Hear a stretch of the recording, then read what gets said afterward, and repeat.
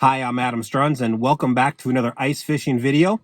Today we're fishing in western North Dakota again, and today joining me is my buddy Lenny Johnson. Lenny Johnson, the walleye catching machine.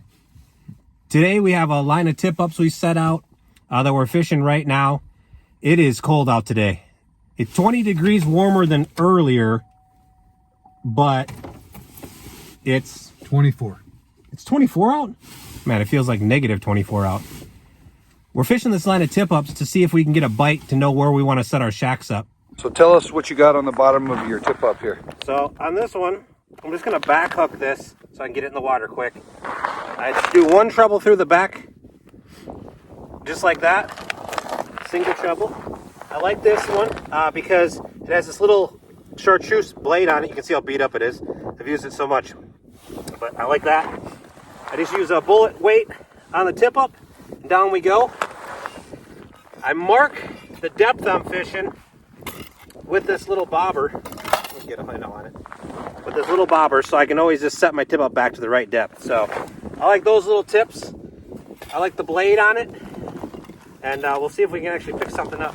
So I just set the bobber right up against this, and that shows you that I'm back at the right depth again. That way you don't got to bring your depth finder with you or the Garmin or anything. Just set it like that. First flag of the day. Hopefully we got a walleye here. Maybe right here in the middle. What up was 11.5 feet. Right. Lefty loosey. Give him a little bit. See if there's weight. Nothing. So if you have a flag that keeps tripping and you wonder if it's a wind flag, at least with these Beaver Dam tip-ups, there's a way to set them so that it's more rigid to the wind. You put this top piece over the post and this bottom piece under, and that helps you not to have a wind flag.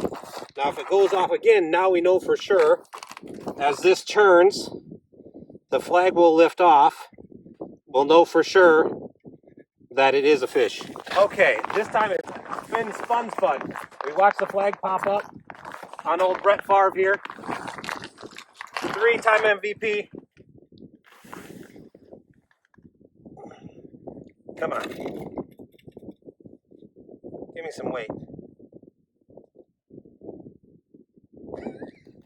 I mean, we saw that thing spin. Something hit it.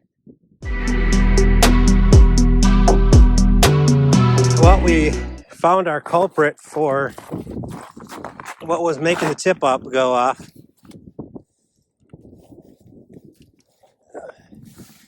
And Lenny, go ahead. Be proud. You caught it. Here we go. We're not skunked. We're not skunked. A tiny little perch. Put that back quick.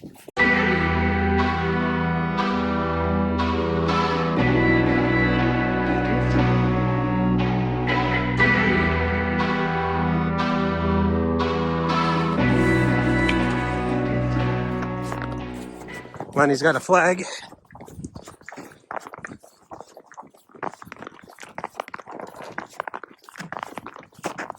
Fish on. Yep. First Walter of the day. First Walter. And like Oh yeah. Lenny fashion, it's the right size. It's the right size. Oh yeah. Caught that one on a pink gamakatsu, size 2, huh? Gamakatsus.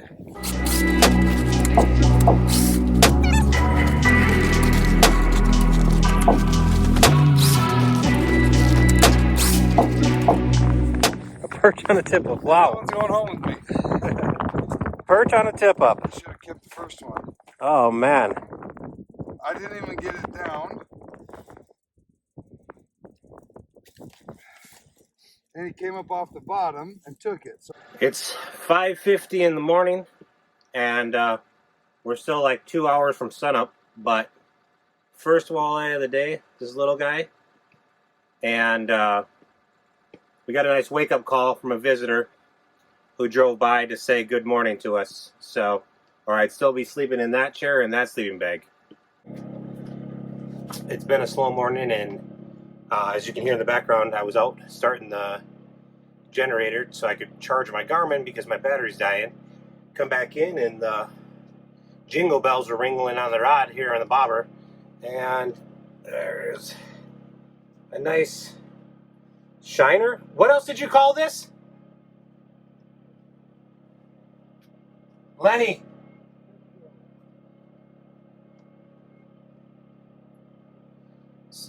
Apparently some people call this a Cisco, but we're going to get it back in the water, so here we go. There he goes.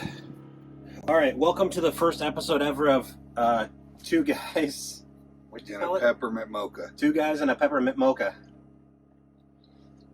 I made the coffee this morning on the jet boil, and they still have the peppermint from the holidays at the grocery store. So Nice. So yesterday Lenny mentioned that he wanted to say something about tip-ups, something he's learned lately, that he hadn't had much success before he, even just a couple weeks ago, with tip-ups. And so I'll let him share, but this morning, yeah, I'll let him share.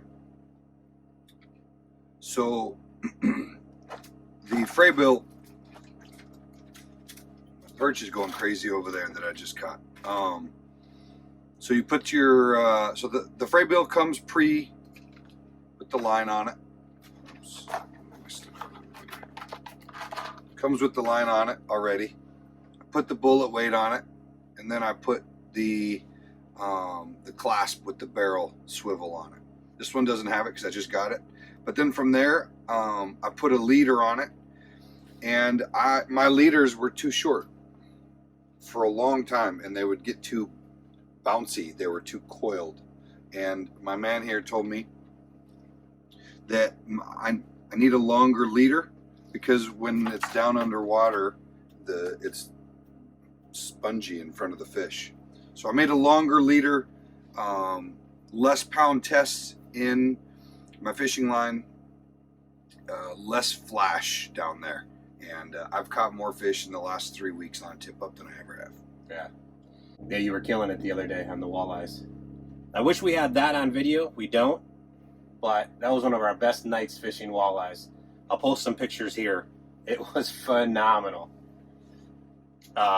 Lenny's got a great story from it that I'd like him to tell you guys about. I'm outside the shack because we're getting ready to pack up, and I'm outside the shack, and he's in the shack fishing. So I'll tell you. So we had 4 lines in the water. 2 was Adam's, 2 was mine. He had a dead stick, and I think it was a rattle, some sort of rattle bait, maybe a jig and wrap. And on the live scope, the fish swam up to hit. Oh, and then I had the same. I had a dead stick and something to jig with. And on the live scope, I could see the fish come up to his line. And so I started jigging it. And it bit, I set, I reel it up, and it gets up to the hole and it comes off. And I'm watching the live scope, so I hurry up and try to get it back down there. And I look down, well, the fish had swam up to the hole, to the top, and it was bobbing up and down like a seal. And my hands were full.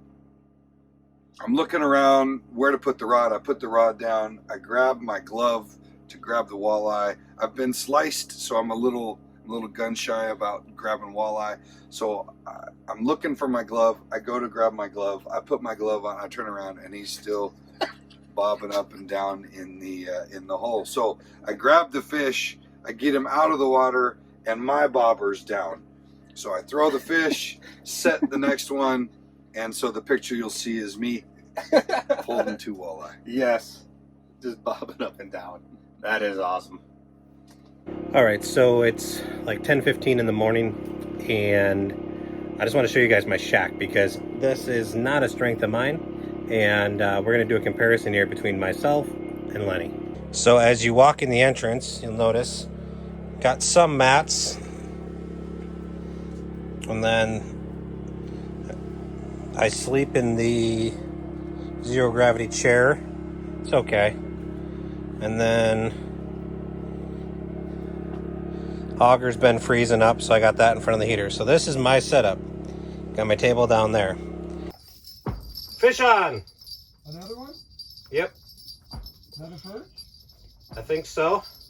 Same rod. Yep. Same perch? I don't know. Little perch right there. Oh man. I don't think so. This guy hammered it. Holy cow. Here we go. Get that out. Throw him back. Let's take a look inside Lenny's shack. He's got good organization. Matt's all the way to the door here. He's warming up the auger. It's been freezing up on us. Look at this organization.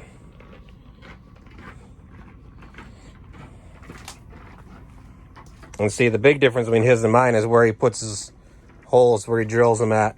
And that's what I need to learn.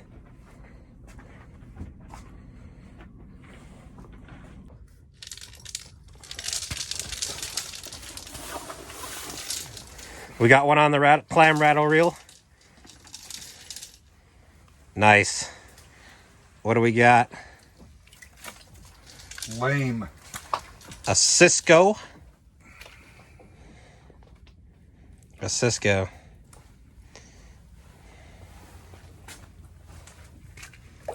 Get him out of here. Well, we're packing up and heading out. So once again, thanks for watching. And check out the videos here and here. God bless. We'll see you again.